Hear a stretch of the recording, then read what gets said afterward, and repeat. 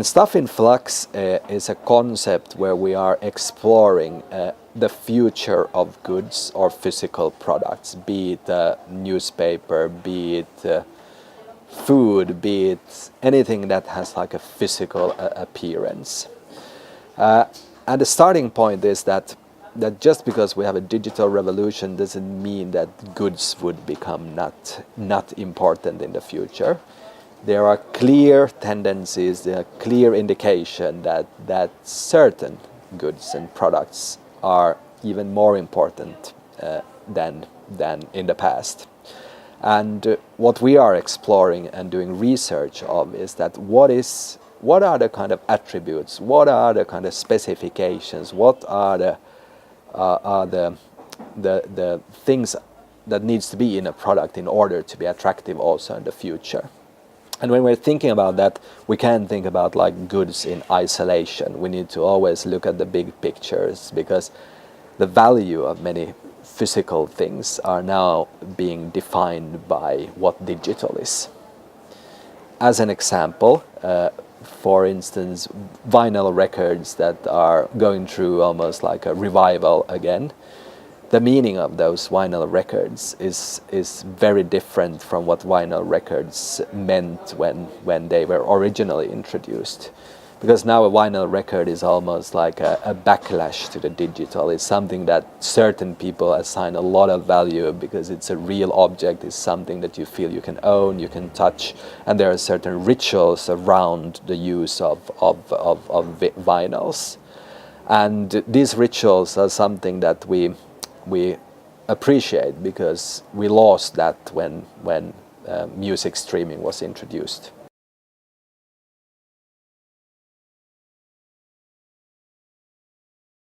Many companies use quite traditional means for understanding their markets. We are looking at existing product categories, segments of users, and so on. And my approach is that in order to really find the next thing and the next opportunity in the market, we need to have a broader view. We need to look at socio-cultural developments, what is happening in the context of society, in order to really see where the new markets are being formed and where there are new market opportunities emerging.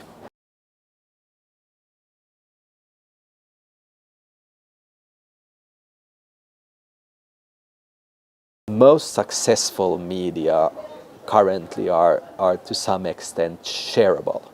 They need to function as glue between people. They need to be media needs to be objects that are consumed in groups of people or forms relationships.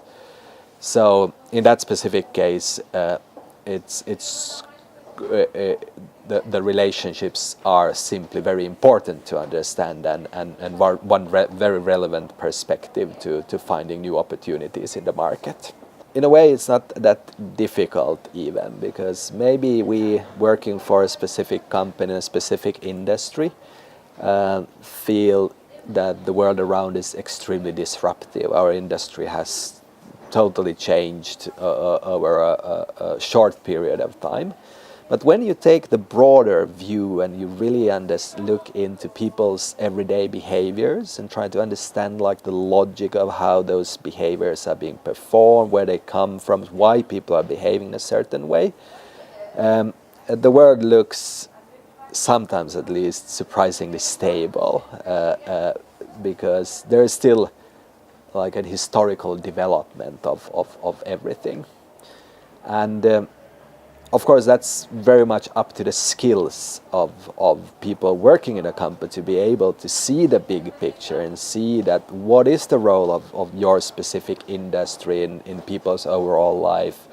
Why are certain products not as attractive anymore? Why are certain other products or services becoming more important? And if you kind of understand the broader context of that, understanding like how that social culture has developed, I think you're in a good place, because then you are starting to see at least some sense of order.